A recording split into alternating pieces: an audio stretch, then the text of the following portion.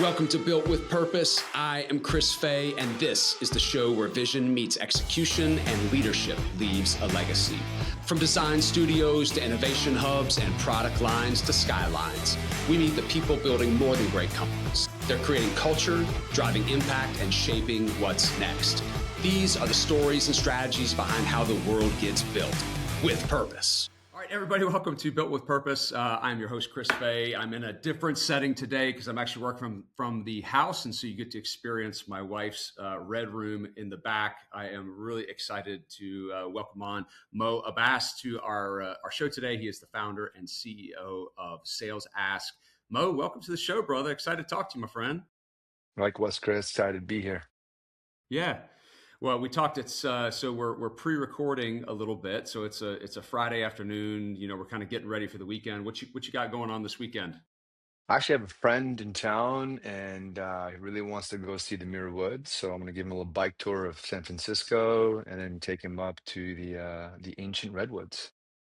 Awesome, man. It's been a couple of years since I've been there, but it's an awesome experience. We used to always come into San Francisco and then kind of on way up to Napa Valley. We used to have a couple of meetings up there, and we would always kind of pit stop and see the trees. So it's a really cool experience.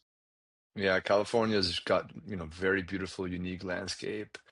And if you ever get a chance to come here, you definitely got to see the redwoods. It's the only place in the world that has them.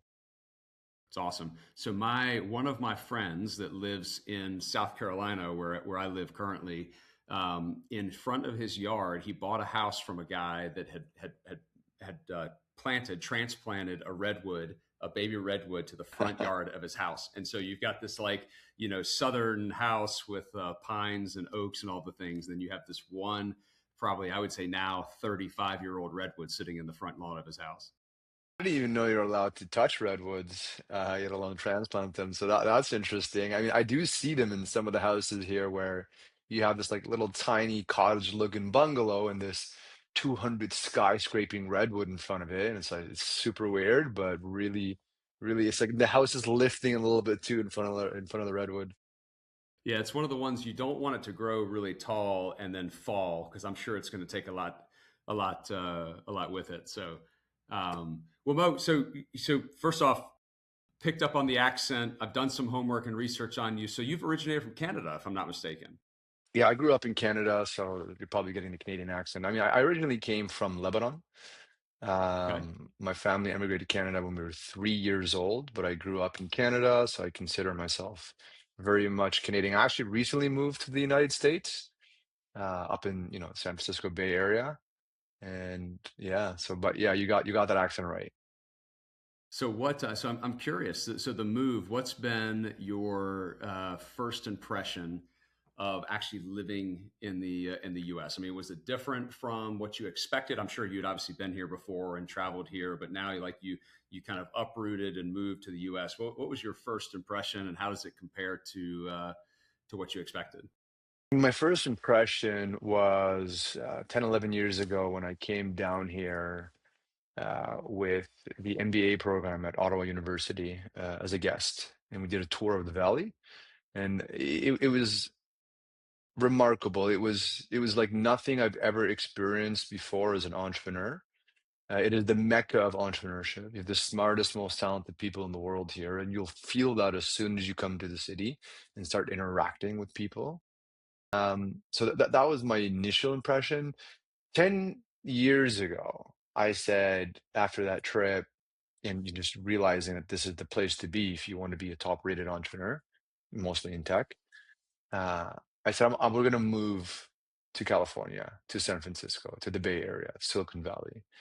I told my family, we're going to give me 1 year, and we're going to be in California. It's been 10 years now. So it took a little longer than expected. to Um, convince them to move? I said, hold my coffee. It's by the time that's cold, I think it's Yeah, evaporated now, and like so. yeah. Oh, I'm sure. Yeah, it's taken a long time. There's a reason why I'm here. I think the U.S. is the greatest country on earth. I think this is the greatest place for entrepreneurship you can possibly go to, for many reasons, and that's why I'm here. Awesome, man. That's super exciting. Yeah, it was funny. So I started my company on the East Coast, right? And so there was a lot of conversations about, can you build a successful, technology business on the East Coast, separate from there? And so it's been interesting. We haven't failed yet, but it's definitely, I've been out there a good bit, have a lot of peers and friends and partners kind of in that area. So beautiful, beautiful part of the country. Well, give us, Mo, give us a little bit. I mean, you've got a really interesting story, and I'm curious, even tracing back kind of to Lebanon, but kind of walk us through. Lebanon, you moved to Canada for when you were 3. What was that like? And then obviously we'll kind of get into your current company today, SalesAsk, and what you all are doing. But kind of give us the 30,000 foot view of who you are, man. Yeah, I don't remember a lot about Lebanon. I only remember on the plane there was a really kind gentleman that gave me a piece of his cake. That's my entire memory of that trip of coming into Canada, which was a good one at that point. And we left Lebanon because it's a war-torn country, gets blown up every couple of years by one of our neighbors. So family came to Lebanon. It's all great. No English, no education.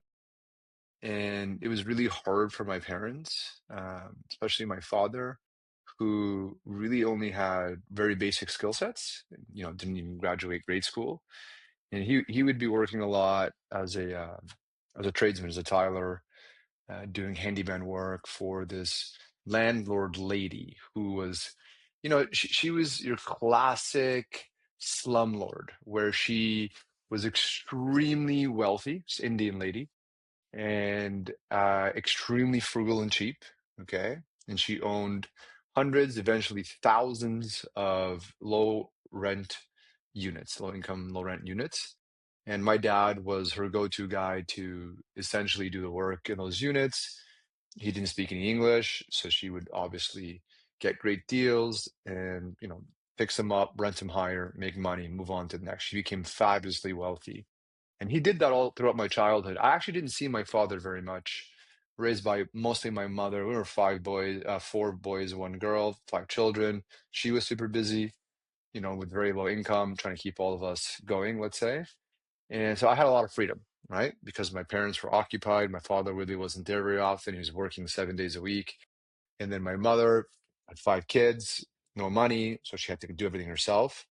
For me, as a young child, I would wander the neighborhood. I was very curious. Uh, you know, Pretty much complete freedom.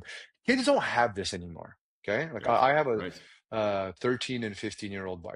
Okay, and well, now I give them a lot of freedom, but you know, now you can't go 100 meters from your house without. You can't even leave the vision of your parents until you're a teenager. A lot of the times, right? So back then it was a different time.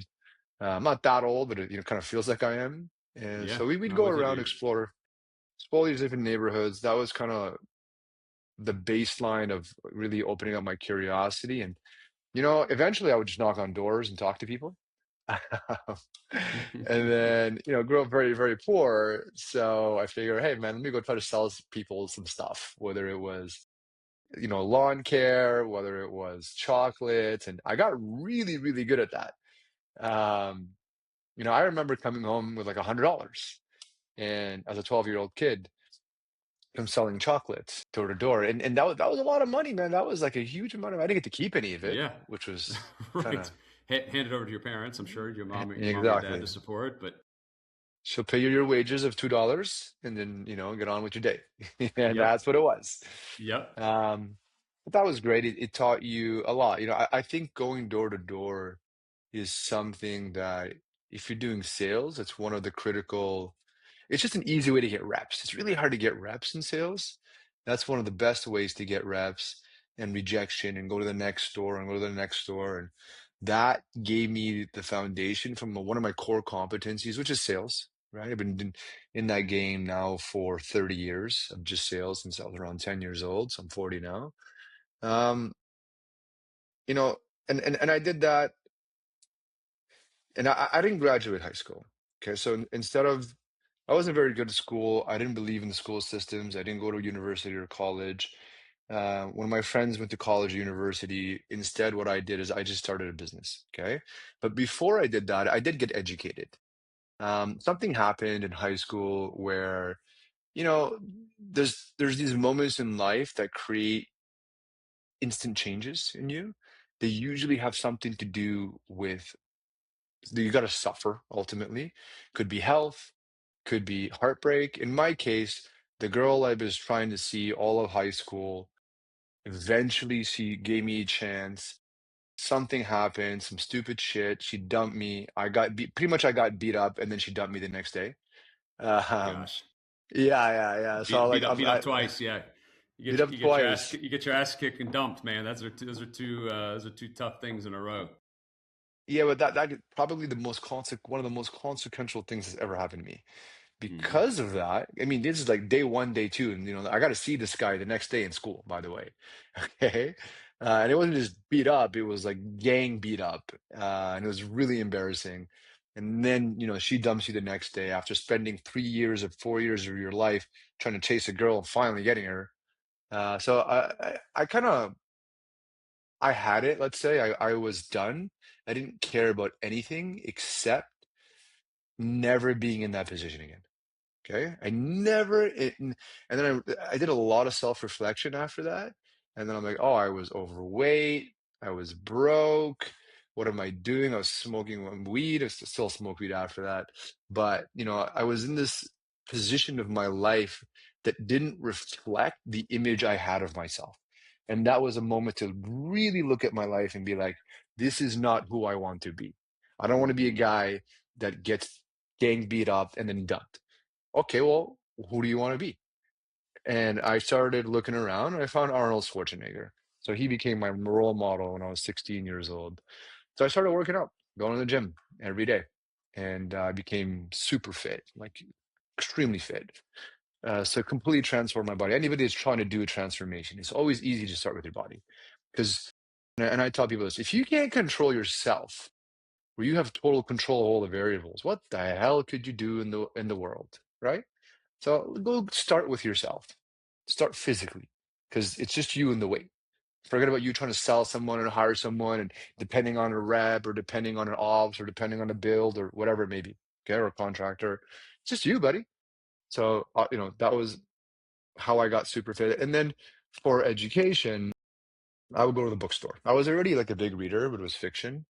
So I switched to reading nonfiction, and I would rollerblade to the bookstore, and I would spend 6 to 8 hours every single day for almost about 2 years or so, 2.5 years in the bookstore reading. Okay. So, and I would read like a book every day or so.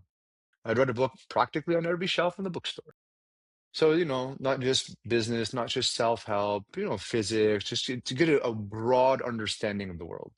And that was my life for a period of time. Eventually, I got some, when you're fit and you're attractive and you're intelligent, people want to do business with you. That's right. Opens up So, opportunities for sure. yeah, somebody I went to school with, he's like, I saw him in a parking lot, came up to me, like, hey, man, what are you working on these days? Like, you should come check out this opportunity. 2 weeks later, I was fixing phone lines in British Columbia when I was 17 years old. And then not long after that, I became a phone technician when I was 18 years old up in near the Miami Beach area. Okay, so I'm 18 years old. I actually don't know how to fix phone lines, just to be clear on this. I had no idea how to fix phone lines. The only thing I knew how to do was talk to people. And I had a great energy, right? Like, you're young, you're fit, you're good looking at the time. I don't know, if that's still the thing, but um I lost my hair. I used to have hair back then, so Yeah, it was a yeah, it's different all good. time. Yeah, my forehead keeps getting bigger. I'm a little bit older than you are, but not by much. And I watch the forehead. I'm like, bro, I'm gonna hang on to this hair as long as I You're can. good, buddy. You're goal. That's like my dream, man. Like, that's my goal right now is to get there. Yeah, right. Um, Oh man. so I go to Miami, and that was eye-opening for me, okay? Because I'm 18 years old. I'm the youngest phone technician in the country. Don't know how to fix phone lines, and I'm making $500 to $1,000 a day. Huge amount of money. But that wasn't the interesting part. The interesting part was I'm knocking on these doors up in Palm Beach, and I'm waiting and I'm waiting and I'm waiting. First, I got to go through the gated community, which I've never seen a gated community before. Like, oh wow, this is some really fancy stuff here. And then I go into this giant house, and with the yacht in the backyard. And I'm knocking, and you gotta wait a couple of minutes because the house is so big, the person's gotta walk like 5 minutes to get to the door. Finally, they get to the door, and it's just, it's like a 60-year-old man. And he's frail, it's interesting, sharp-minded, but not, wasn't, you know, I'd never seen wealth in my life. So I'm thinking, John Travolta's gonna Especially come open the door. Palm Beach yacht wealth. You know what I mean? Yeah, That's a exactly. whole nother level, right? I'm just imagining like, a celebrity is gonna come open the door, right? It's gonna be Brad Pitt. Yes, Brad Pitt lives here for sure. So I'm getting my autograph book out, and I'm like, no, no, it's an old man. And we start chatting. And of course, I don't know how to fix phone lines. So I'm like, oh, let me go check. I check, but I come out, I'm like, look, I don't know what the problem is. And then we start talking. They tell me their story. I ask questions and I learn about them. So to me, it was an education about who these people are. And what I walked away with was they're not any different than me. This person's Mm-hmm. not bleeds the same blood, right? They are not better. They are just wealthy obviously you realize why they're wealthy later on. And then that really shifted my mind on wealth and what I could become. Because I think, hey, I could be wealthy. If they can be wealthy, I can be wealthy. I see it now. It's not up until that point, the furthest I've gone was that BC, and then like 4 hours outside of my hometown, right? Yeah, and you probably just project that there's this whole other class out there, and they have something that I don't, and it's a separate. They've got different opportunities, but then you realize, like, look, they're just guys and girls just like me. They just have done something different with their life, whether it be different opportunities or different pursuits, but just people. You know what I mean? That's another lesson where, I tell people this, like it's like you can get a lot from books, okay? I got a lot of inspiration from books, but there's nothing like travel. There's nothing like putting your eyes on the thing that you want somehow, right? And I couldn't even imagine that from my position, even in a book, it's like somebody who's never seen an ocean, live in the desert their whole life. They can kind of read about an ocean. It's not the same as being on the ocean, right? Right, right. So, so I come back to Ottawa. I got some money. Of course, my parents take their tax. They have to fix their furnace, so I paid to fix the furnace, and it is what it is. It's an immigrant tax, is what it is. The parent Yeah, yeah. tax. Immigrant tax. Yeah, yeah. Are your parents still? Are they still in Ottawa? They are still in Ottawa. Yeah, yeah, Okay. Good. yeah. Are you Yeah, still well, paying? Are you still paying tax? That's my question. of course, I Still, pay all their still, tax now. still have Taxes to only take get care of bigger. Well, it's like socialism. Become a socialist country now. No, it. it doesn't make sense to make money if your family is suffering. It's just a foreign Yeah. concept to me.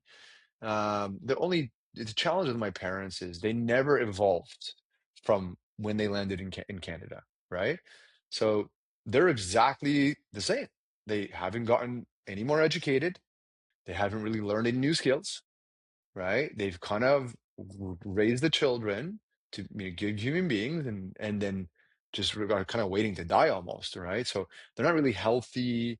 They're kind of what you don't want to be. So there's a lot of lessons I learned from my parents. Like they're both sick, they're both not healthy, and my dad's 65, my mom is late 50s, and I have friends and I know people in that age range that are living life maximally, right? And like going to the gym and and fit, and it's just. And then I see my parents, and they really inspired me to pay attention to my health. At the time, this is Yep. different. When you get older, you can lose your fitness. But after seeing them, I'm just like, yo, I need to.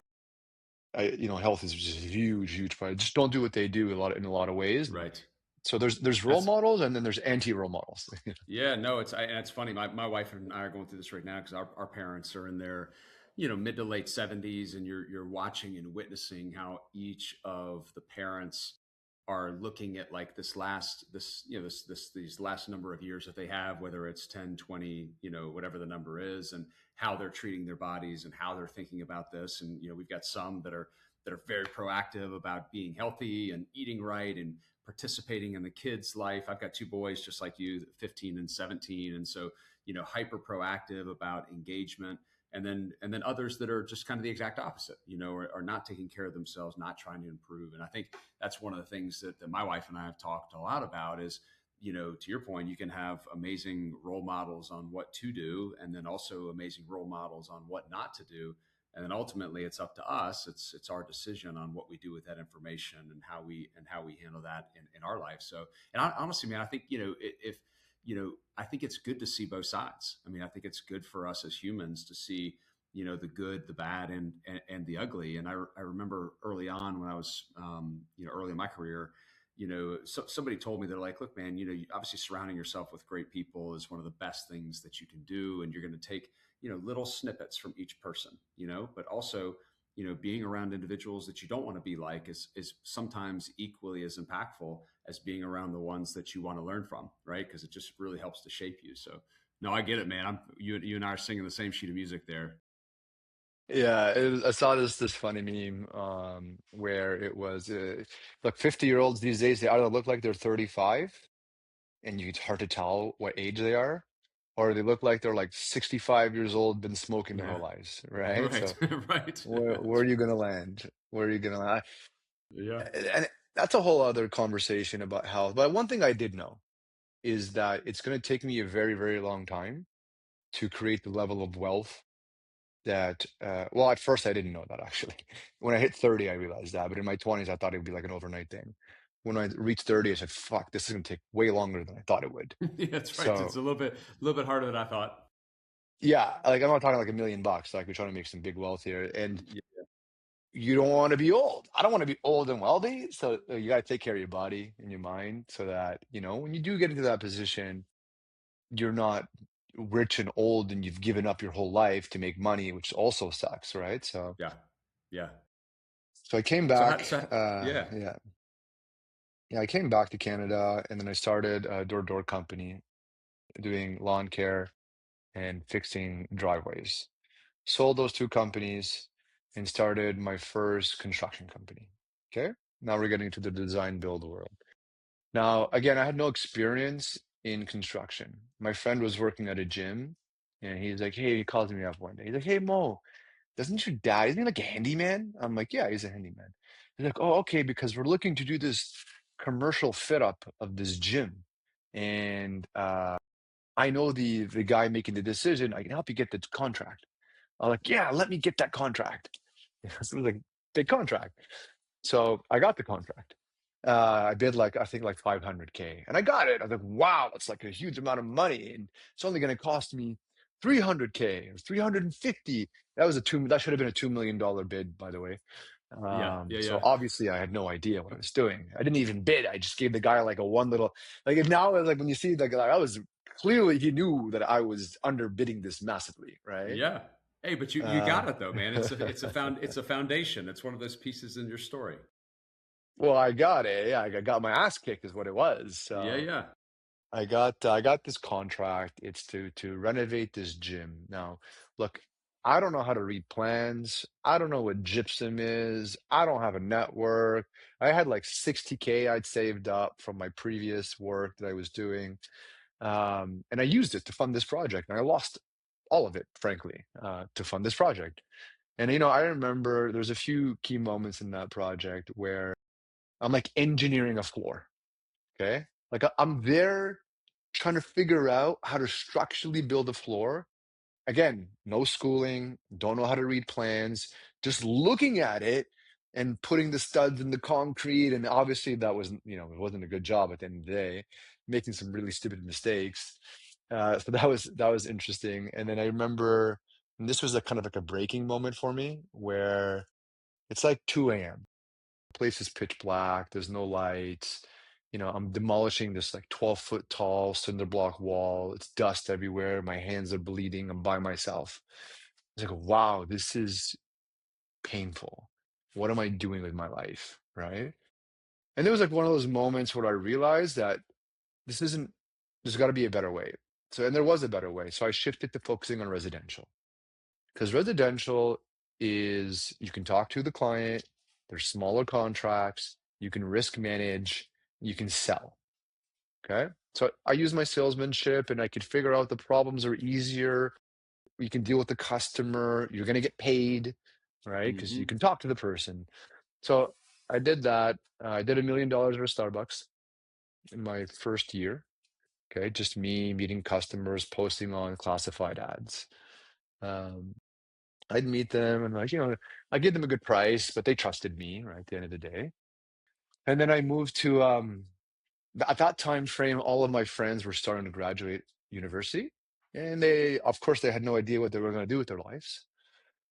Meanwhile, I had this company that I just started and is growing very quickly. I also figured out marketing at that point. So SEO was a new thing. I jumped on it very quickly.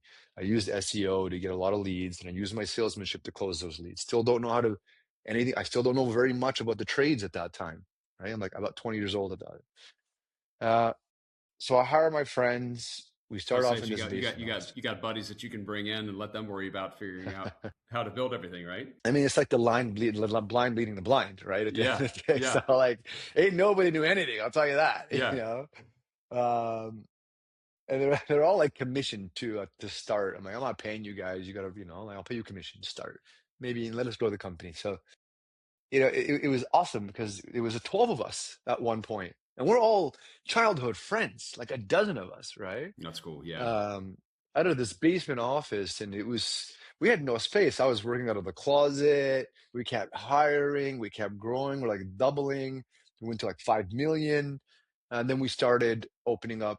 Well, and then what I did is, and I think everybody should do this, is I looked at the market, and there was one big leader, and that leader was doing design build. And design build was a new concept at that time. It didn't exist in residential, right? So I was like, wow, that's really smart. uh, for a lot of reasons. Number one, you can secure your build pipeline. Now you know what builds are coming in because they're in the design. Because obviously cash flow management's a huge risk in the design build industry. Um, so I'd run out of cash all the time. The other big innovation that allowed us to really fund the growth of the company was a very small little shift in the contract, where instead of collecting at the end of a milestone, so you have to fund the projects, you collect at the start of the milestone. All of a sudden we went from like, I'm like, the company's done. We don't have enough to meet payroll. We have 200 grand, we owe 400 grand, and I owe this money in like a month. Like we got a month, we're done. And then I'm like, wait, no, let's do this change. Let's tell all the new customers, hey, we can't fund your project. We're not a bank over here, right? So if you want us to secure this for you, you pay at the start of the milestone. We do the work, and then we fund the next stage, and then the last 10% yes, is a holdback. Okay, right. Yep. So game changer now immediately. you're funding it, right? Yeah, exactly right. You're like, okay, now I got more money in the bank. I have 400. I owe 200. So now we're in better shape. Immediately, your cash position Yeah, changes, yeah, yeah. right? And it's reasonable. Nobody was doing that at the time. So all of a sudden, our cash is like, fuck, thank God. Now, not only can you fund the company, you have actually excess cash, and you got to be careful because obviously these are client deposits. At the end of the day, like there's a risk involved in that. Um, but we started growing the organization, and there's a lot of lessons there. This is a construction company. How many people have scaled a residential design build company? You can count them on two hands max in the whole North America, right? So we scaled it across the country, and sold hundreds of millions into the home. That was amazing, very magical moment of my life. But then there was a point where I'm like, okay, it's also really hard. If you're Yeah, building a you're design build hustling, company. hustling hard, man. Yeah, Yeah, and I was inexperienced. I didn't have like this is me figuring everything out, and you are constantly dealing with problems, whether it's people problem or project problems or money yep. problems, right? Hmm. And I'd overstretch myself because not only did I start these companies, I also started another commercial company, and then a foundation company, and then a plumbing company, and then a marketing company. So I had this freaking mess where, you know, mind you, some were hits, but most were duds. Nobody's going to succeed in all their shots, but the duds were draining, right? So there was a lot of problems to deal with. And there was a point where, I kind of reached the top of what I was going to reach, and then it was just going to be a very long game to get to, 100 million from where I was at the time, or more. And I was like, I could dedicate the next 10, 20 years of my life to this, and it'll be a good outcome. Okay? It's going to Yep. be a good outcome. Yep. I'm already like doing pretty well, making money, but this is my life. Like, the cost I paid to become the entrepreneur that I am is tremendous. So why am I not playing the most valuable game I can play? Which, you got to understand, again, I didn't come from an educated background. I had no network. So I didn't even know that there was the business of software Mm-hmm. technology. I didn't know it existed. Not all games are equal. Okay. In construction, you grow linear a lot of the time. Like some people have figured it out. You can do like private equity roll-ups. You can scale, maybe like an HVAC companies. Pretty much HVAC's the only one that's really figured this out well. Maybe a few other niches are trying to do it, but they're pretty much linear growth. And I tell But you, in that's been amazing. Just over the past couple of years, seeing the HVAC companies. I mean, even just here in our local hometown, pretty much every HVAC company, you see them following the exact same playbook. Take on PE, rebrand on marketing, pricing structure. It's been amazing to see what PE's done to that space. Yeah, they're trying to do this to roofing now, which is a Yeah, bit more challenging to do, but I think, they'll figure it out. And there's not a lot of places you can do it. I mean, HVAC roofing are good ones.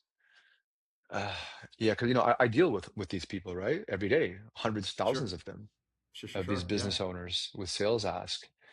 So anyways, I made a decision to build a technology company. Okay. Which was one of the most challenging decisions I've ever made in my life. Cost me my marriage, which I don't know if it was worth that cost, let's say. Mm-hmm. But that's the cost I had to pay because, you know, I was I was a top dog in construction. My family could have everything they wanted. And I said, I want to do something bigger. I want to see how far I, as an entrepreneur, can go. Right? I want to go to the NBA. I want to become one of the greatest players. I don't just want to play basketball, right? And then my wife said, we have a great relationship. She actually came down to California with my kids when we moved down. But that time frame was so hard because she didn't get it. We had just had a second child, and I'm like, I'm gonna go start the startup. The startup, look, if nobody's except for a few people that come from a certain pedigree in the valley, it's extremely difficult to nail your first technology company.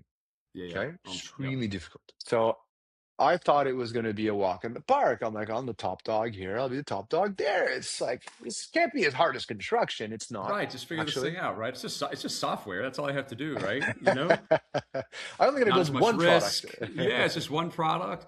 Well, no, it's funny, and as you're sitting there, I think about like the word sacrifice because I think that I've reflected back on this a lot in my life and kind of the journeys of taking over a company, starting companies, and just all the changes, and ultimately the sacrifice that it takes to really do something great. And you look at some of the people that have done some of the most amazing things in the world, and you're like, I don't think we oftentimes appreciate the level of sacrifice that they've put in to create those, global world changing organization. And honestly, for me, it's been something that I've battled with internally because my wife and my kids are kind of the center of my universe. And so I want to pursue, one route of growth and success. And by the same token, I want to make sure there's that balance there. And so, how can I do both? One's going to have to give over the other. And so I think that's something every entrepreneur struggles with, and I don't think it's something that we talk about enough. And I think certainly people, if you've not been in that seat, you certainly don't appreciate, the sleepless nights, the continuous hours of work, the stress, the chest pains that you're dealing with as you're making key decisions about people or finances and figuring out where you're going to go. I mean, the struggle is real, man.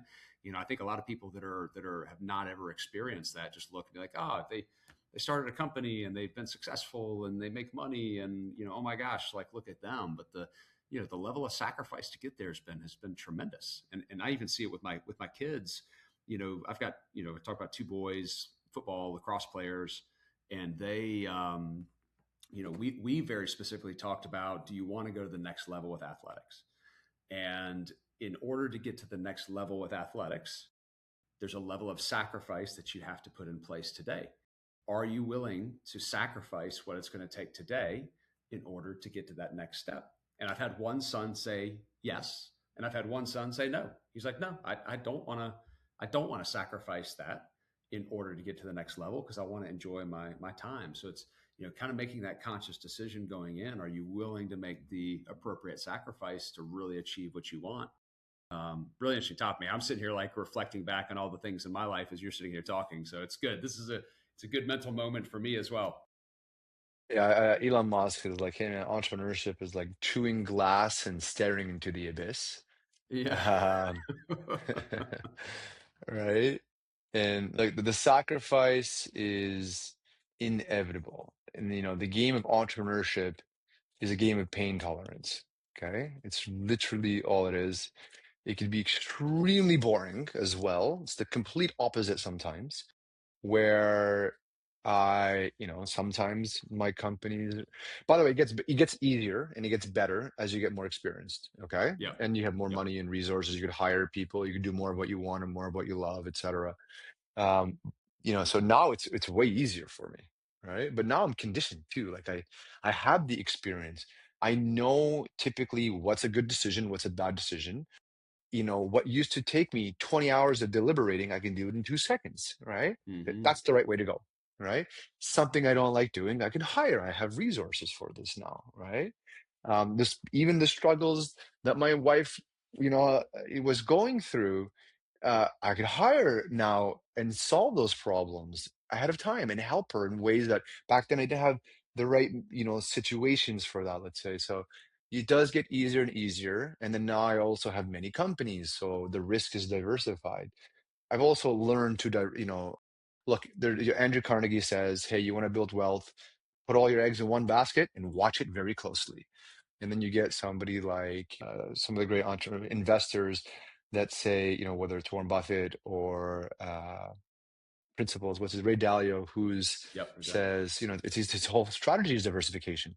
So Right. look, at the end of the day, diversification is risk management, but it's not the way to make wealth. If you want to make wealth, it's concentration, right? That's right. So Yep. you got to go in and out between the two. You should concentrate on the one thing that could be your big amplifier and diversify enough so that if you fail somewhere, your family is not dead. You got to protect your family, right? At the end of the Yep. day, Yep. it is a top priority as a man. I don't know. Maybe people don't talk about the suffering enough, but yeah, there's a certain level of you need time, you need money, and you need the experience to build a company. But really, what it comes down to is just two things. And I can talk about technology company, and my first one was a complete failure. I had to sell all my property to fund it, and I had no idea what product market fit was. That's a key concept when you build a technology company. I didn't know what it was. I didn't know what founder market fit was as well, right? So I built a social media app. We started getting a bit of virality. Like this could work. Dump all the capital into it. I'm going to be the next Mark Zuckerberg. Burned over $1 million. Had to sell property. I left my construction companies. Of course, I was the key driver. They started Yep. failing. Right. So Right. failing construction, sold all your property, failing in the tech. Wife, second child at home. Go back home, nightmare at home, right? And then I'm like, I'm losing a business. Of course, you lose when you lose at home, you lose in business, by the way. They are a reflection of each other. Sure. You lose 100%. everywhere. Yep. Winners win, losers lose, right? So there was a losing period of my life. But there's one thing that entrepreneurs, the great ones, have, okay? And it's one of the virtues. I have 7 virtues. This is one of them. Tenacity. Is you don't stop playing the game. Just don't stop. Don't die. Yeah. The key Yeah. concept is don't die. Right. So just like, oh, ooh, almost dead, dodge, dodge, dodge, dodge. I had to kill a few things off, and then concentrate on my cash flow, which was one of my construction companies. I actually left technology to go back into construction for 3 months to clean up a bunch of projects because the partner that I was putting in the company, I gave him a large piece of the company to run it. Okay, and didn't buy in, just gave it to him. Like, just run this, save me the headache. I trust you. He's like, I'm not running your shit show over here. Go clean your projects up, and then I'll run from a And better then I run it. position. Yeah. Right. Right. And I did that, and that was really hard to do. So I was like running both at the same time. Left it. He now turned that organization. They're going to do $30 to $40 million. Okay, uh, and I gave it to him, and it was like $6, $7 million. That's awesome. Yeah. Hell yeah. All right, so Right. he's printing cash for. And there's people that have been in that company for 20 years. My sister works in that company. She's one of my best friends. One of my other good friends works in the company as well. Right. So it's just it's a bit of like an heirloom at this point, that company. And it print like it's a cash cow, right? At the end of the day. So we did that, and then okay, that first startup failed. Forget about it. Pivot. We're gonna move on. We're gonna build another one. Another one is a modest success. It's the number one place where marketers come to launch their career. It's a completely different market. It was a bit more in line with my own experience. That one was also really hard. You know what Y Combinator is? Yeah. 8 times I applied to Y Combinator. Eight Uh-huh. times. 8 times. One Yeah. and one time they even flew me down. Okay. Never got in, motherfuckers. Motherfuckers. It's okay. It's okay. Hey, dude, you know what? This is the exact same thing I tell my boys because they expect everything to go right, and I'm like, look, bro, I'm like, sometimes you're gonna get kicked in the teeth, and everybody's got to get kicked in the teeth and pick yourself back up, and it just gives you that drive and that tenacity, and I think that's to your point as you think about like entrepreneurship or just really anybody that's trying to be successful is like, the percentage of people that give up when times get tough as a percentage of the people that really push through and continue to just never give up and fight and claw, eventually doing those things, you have a higher propensity of finding success in that regard. But I would say a large majority of individuals are just not willing to push through the shitstorm, the getting kicked in the teeth. I'm gonna elaborate on that for just 2 seconds. Number one is it's not you may get kicked in the teeth. It's how You many will. kicks can you Yeah, handle how in the many kicks teeth. in the teeth? Okay. That's right. All right. Before you so but like I'm elaborate. So there's a mistake that I've made in the past where I was tenacious when I should not have been. Okay. Where I didn't give up, but I should have given up, not on being entrepreneur, but on that idea. Where it was like clearly not gonna work. But Hmm. I'm like, no, we're gonna figure out how it's gonna work and this and that. I'm just like, so there's a key lesson is you can't solve market problems. If there's no market, you will never be able to solve that. Okay? Yep. You can't make a Yep. market happen. So you can shift the product to a market, you can't make a market, right? At the end of the day. So there is a scenario where, Mark Andreessen says strong opinions loosely held, where like I should have shifted out of the first one way quicker. I was too tenacious in a way. The second one also I should have shifted out quicker because good is the enemy of great. That second startup, the tech one, it was good. And it was could almost like you're doing like 2 million in revenue, but you just can't get past 2 million because your churn, which is the clients that you retain, uh, Hmm. were not wasn't very good. The business model itself was flawed. I had to pivot the business model. I was not willing to do that. I just kept trying to solve other problems. If I shifted the business model, it's kind of like a big pivot at that point. And then I kept going for probably 2 years longer than I should have because it was good. And then I said, look, this is not going to get me where I need to get to. I got to build another company. At that time, AI came out. I actually was looking before GPT 3.5, and GPT 3.5 was the real breakthrough moment in the AI where the LLMs could, they're excellent. They have excellent outputs. Not excellent, but very good, and you can kind of see Yeah. where that's going. You see where it's going. Sure. So we decided, okay, I'm going to build another company. I searched GPT-5 come out, great. And my friend, the origin story of sales. Everyone I think comes up with both bullshit origin stories. I think, to be honest, I think they all kind of. I can be like, oh yeah, it was like a problem. My partner gave it to me, and it was AI came out. No, what really happened was a friend of mine went to a conference, and he came back, and he's like, "No, I saw this company at a conference. Okay, it's a company. I won't name them for now, but." And he's like, they went from 1 million to 10 million in 1 year, and pretty interesting. You kind of know the space really well. You should go check them out. So I went. I'm like, oh, that's kind of interesting. Let me see what these are. Oh, I'm like, that's pretty basic. Is it really that basic? And they had that much success? Did they have that much product market fit that this crap product can generate 10 million in revenue and it's that basic? And I know this place really well. Like I know this market. It was selling into contractors, which is what SalesAsk sells into. So I booked a demo with them, and I was just like, "That's it? You're done? This is all you got?" I was like, "You guys are an excellent sales organization, but I just spent 10 years in the trenches building product, and then 20 years in the construction world. Like this is my world, and I know how to build product, and I think I can build a way better product than what you just showed me here. So I'm gonna do it. We're gonna build the product. We're gonna go into this market. Look, it's good and bad. It's a fast follow strategy. Okay. Yep. Yep. It's hard to build a really big company in a fast follow strategy, by the way. Okay. You can do it if you're number two, but not if you're number three. Often we were number three. Okay. So sales ask growing very quickly, but the other guys are like about 100 million revenue, and then number two is probably at like 60 million in revenue, right? And they'll get to hundreds of millions, great. But you eventually you need to differentiate, right? So you can start that way. Picasso says, "Good artists copy, great artists steal." Okay, Hmm. I'm like, look, let's just start with that baseline. Once we get to parity with them, we can kind of figure out what we're going to And build. we can pivot, find your space. You got a little bit, you got some customers and a business, Exactly. and yeah, Right? exactly. You Yep. don't have to Yep. figure out a lot of the core mechanics.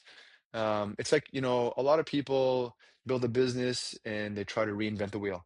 I'm like, you don't need to reinvent the wheel. You only got to reinvent like your differentiating factor. Yeah, And it's that's got right. to be meaningfully differentiated if you want to build a big company. Actually, if I just want to build $100 million company or like a $50 million company, I don't have to be differentiated. I just have to have a reasonably good go-to-market strategy, right? So go-to-market's not the big deal in Hmm. in tech. As you know, software is not that hard to build.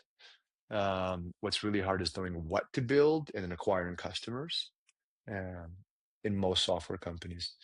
So then you get into this whole, with sales ask, it took like about a year to get our first customer. So of course, I underestimated it as usual.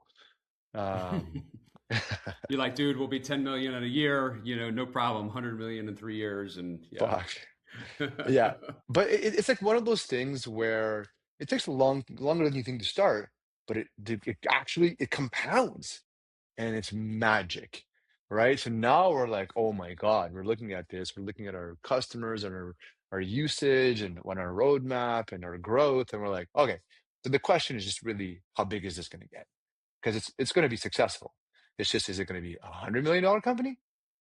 Or a billion or maybe even multi-billion-dollar company? I think you have to really, again, the market defines your size at the end of the day, right?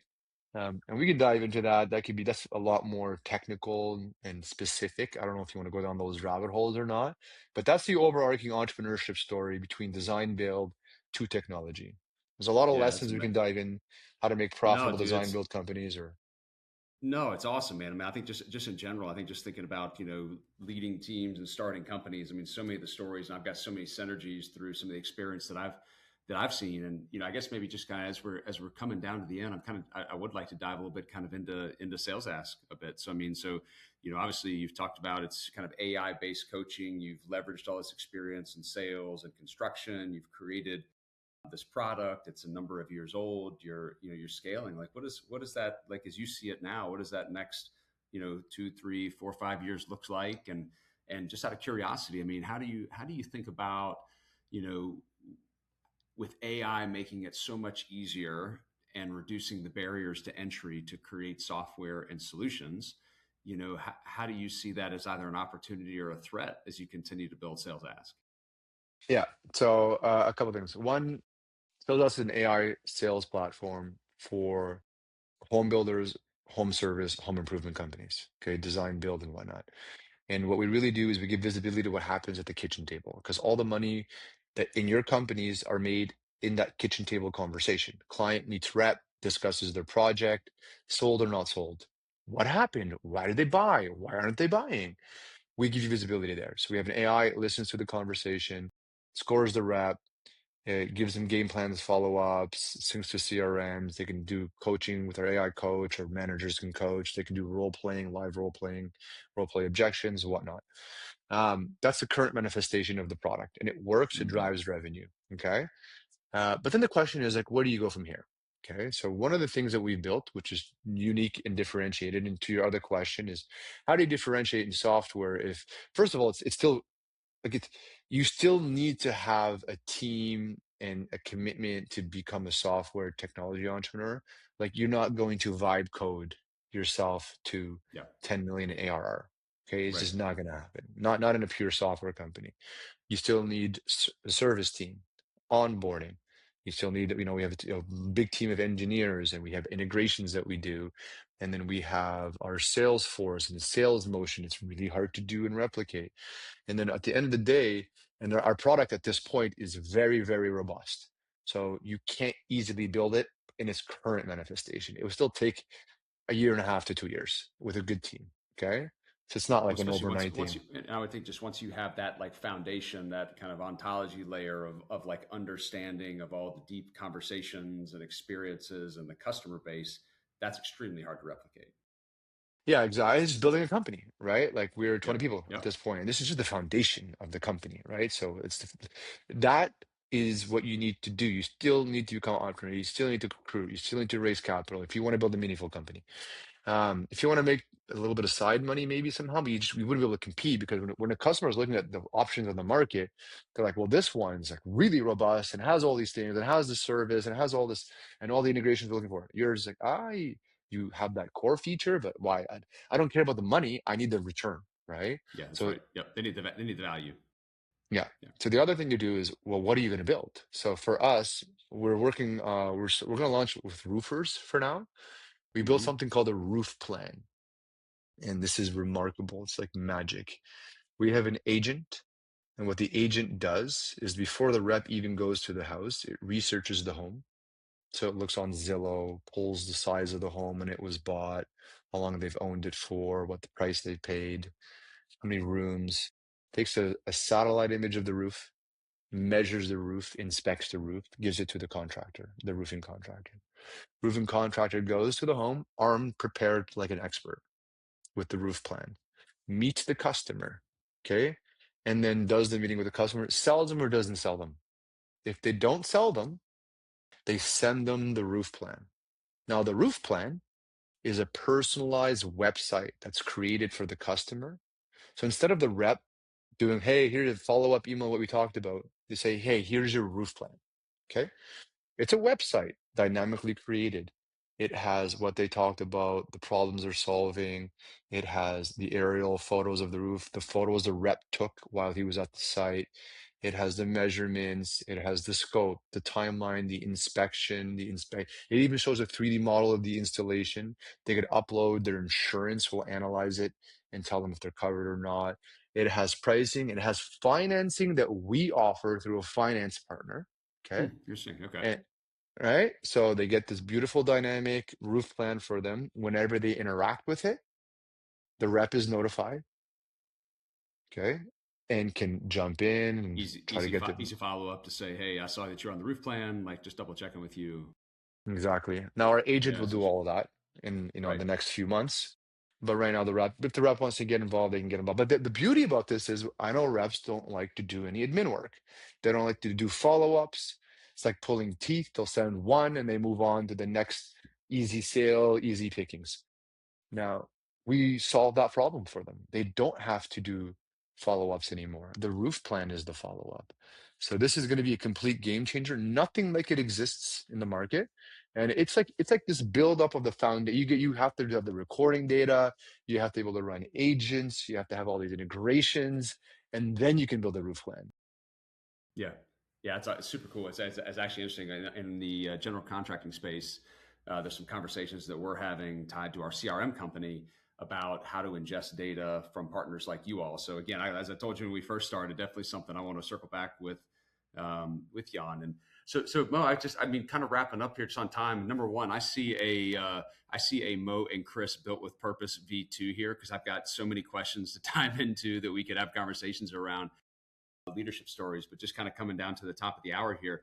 I mean, some of my key takeaways, man, and I would just like ask you for maybe like one piece of advice that you think about for listeners, that are starting a company, building teams, building organizations, especially in this kind of fast moving society. I mean, for me, I think about, honestly, I keep thinking about getting kicked in the teeth, picking yourself back up, those and how those experiences, if you didn't go through those challenging times, you probably wouldn't be who you are today, right?